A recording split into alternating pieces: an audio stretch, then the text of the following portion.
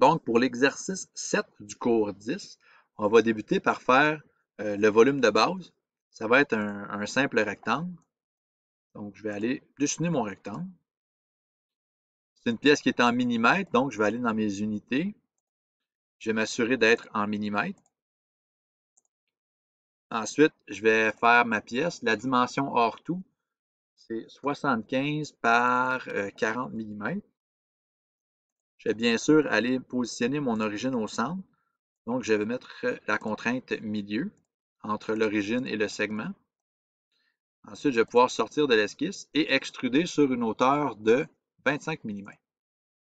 Donc, 25 mm aperçu. Je suis satisfait. Certains éléments sont plus évidents que d'autres. Je vais aller faire le derrière, juste ici.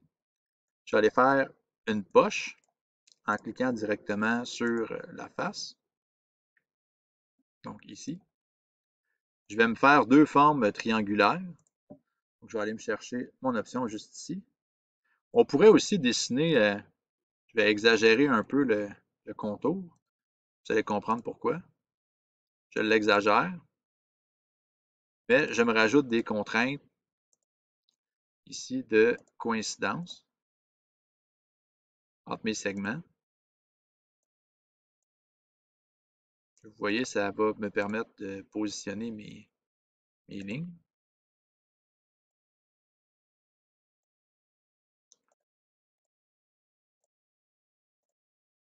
Ensuite, ce qui va me rester à faire, c'est uniquement les dimensions. Donc, la largeur du segment est de 10.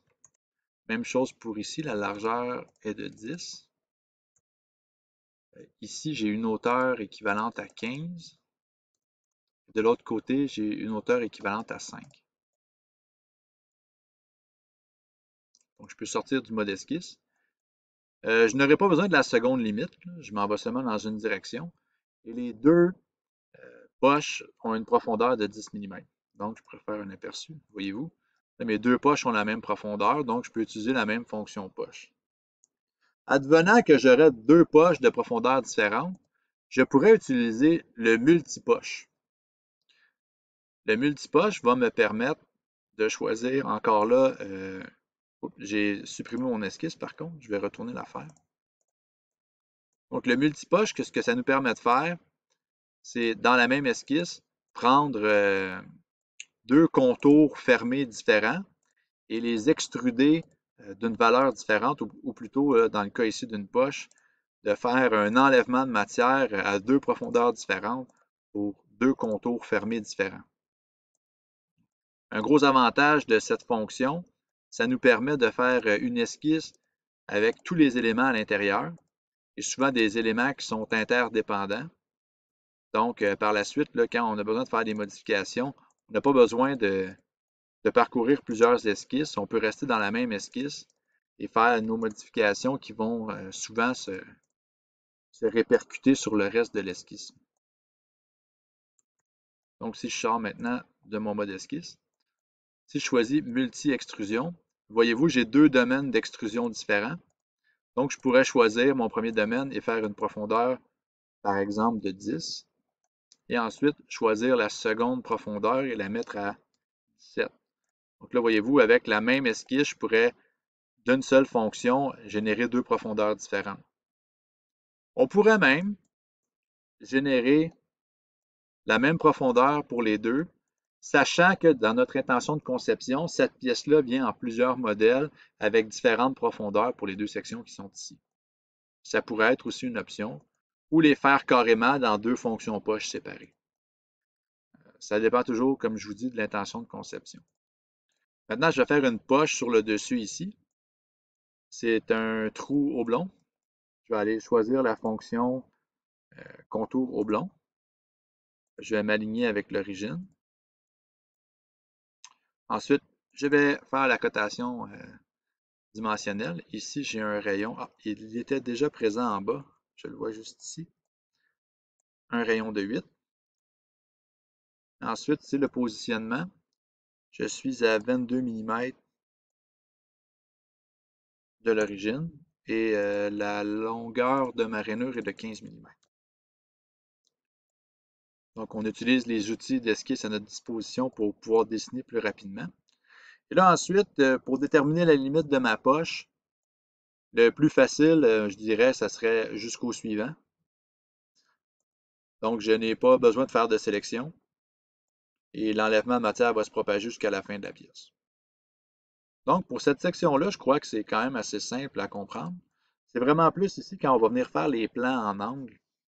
On va devoir déterminer la position de 3 points et ensuite choisir ces 3 points-là pour générer notre plan. Donc, moi, ce que je vais aller faire, c'est que je vais aller prendre un premier point. On a un point ici sur cette ligne à une distance de 65 mm qui se trouve environ ici. Donc, je vais vraiment cliquer sur mon segment. J'ai cliqué sur point. Je vais cliquer sur mon segment. Et là, voyez-vous, j'ai une cote qui vient de se rajouter sur la ligne du bas.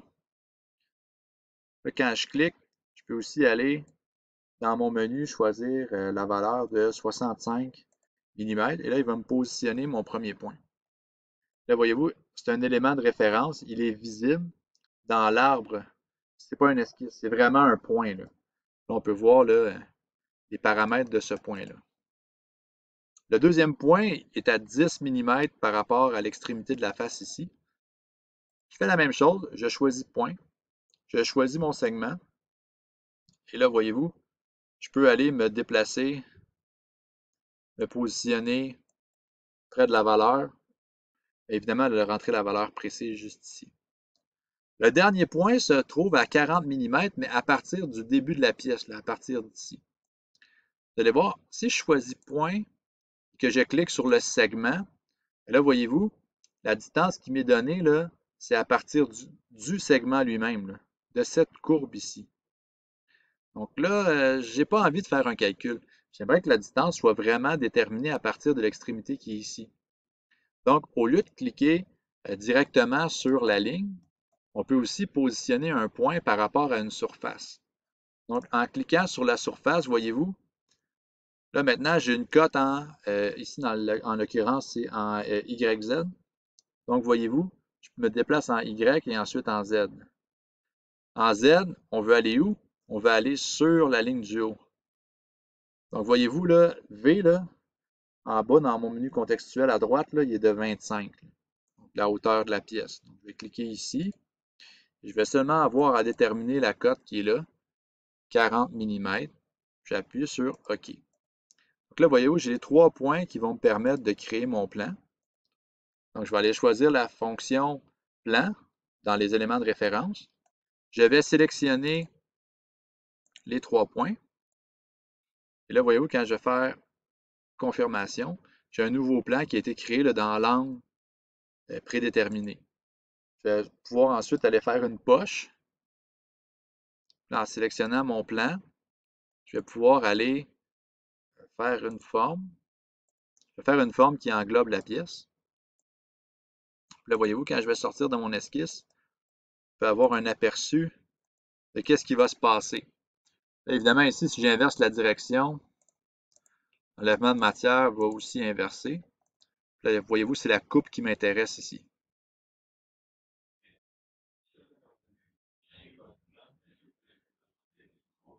Oui, je vais faire la même chose de l'autre côté. Donc, on a encore là un plan à créer pour réussir à faire la coupe. Je vais aller chercher ma fonction point. Je peux choisir la ligne. Et là, voyez-vous ici, le logiciel automatiquement a décidé de partir la mesure du coin qui est là. Si vous voulez inverser cette mesure-là, ce n'est pas un problème. Il y a une petite flèche qui vous permet d'inverser le point d'origine de la dimension. Il y a un petit point vert qui indique l'origine avec la flèche pour la direction. Si je clique sur la flèche, le point d'origine change. Donc, je peux venir cliquer et rentrer ma valeur de 10 mm encore une fois. Là, je vais faire la même chose pour les deux autres points. Donc, je peux choisir ma ligne. Encore là, le point de départ, ce n'est pas le bon endroit. Il faut que ça soit de l'autre côté. Je suis encore à une distance de 65 mm. Et je vais terminer avec mon troisième point en sélectionnant la face. Là, voyez-vous, j'ai encore là, deux coordonnées à rentrer, là, en Y et ensuite en Z. Mais Z, on le sait, c'est sur le segment du haut. Donc, le 25 va être fixe. une coïncidence qui va s'ajouter automatiquement. Et la distance qui est ici va être de, là, vous voyez, il me met déjà un moins en avant, là, parce que regardez ici mon axe, l'axe ici, là, les Y, là, m'indique que le positif est dans cette direction-là. Donc, je vais devoir rentrer moins 65. J'appuie sur OK. Mon troisième point est positionné. J'ai dit 65, mais ce n'est pas vrai, c'est 50. Je vais double-cliquer. Je vais aller changer la valeur pour moins 50. Ah, ça c'est mieux. Et là, plan, comme géométrie de référence, par 3 points. Donc, je sélectionne 1, 2, 3 points. Le plan est créé. Je confirme. Et il va me rester encore là à faire la même manipulation. Je vais aller faire une esquisse sur ce plan. Je vais englober la pièce au complet. On pourrait faire une esquisse plus détaillée. Pour les besoins ici, je vais faire un grand plan. Je vais faire une poche en sélectionnant évidemment mon esquisse. Et là, voyez-vous, on voit l'enlèvement de matière qui s'effectue dans l'angle du plan qui a été créé. Donc, les géométries de référence nous permettent de faire vraiment des choses très intéressantes. Plutôt là, que de faire une cotation là, exhaustive dans la mise en plan pour expliquer quels sont les différents angles. Simplement indiquer la position des différents sommets va nous permettre après ça de pouvoir déterminer les angles là, nécessaires après ça pour venir faire notre dessin. Ce genre de choses qu'on pourrait retrouver là, dans des pastilles d'usinage, des formes comme ça. Là. Dans des pastilles en céramique là, pour rajouter sur des fraises ou pour faire du tournage. Là. Ce serait le genre de choses, là, de fonctions qu'on utiliserait justement pour faire ces angles complexes-là.